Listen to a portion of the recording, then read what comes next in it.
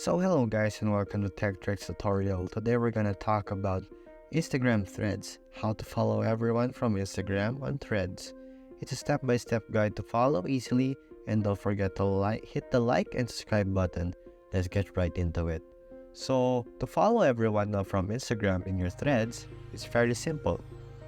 You're asked to choose the Instagram accounts that you want to follow in Threads after you have made your account, right?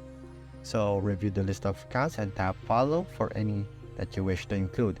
Naturally, any account you would pick need to join Threads to be available, of course. So unless they're not on Threads, you won't see them there.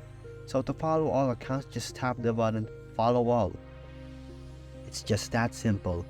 Here I don't really have any friends here, so I can't show you who I'm trying to follow. But you will see here that there are options you can also follow from.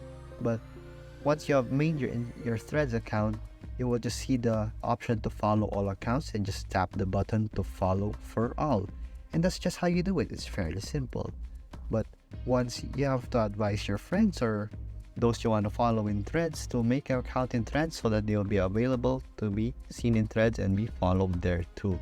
So that's how you just follow everyone from Threads on Instagram. So thank you for watching this video. See you again next time.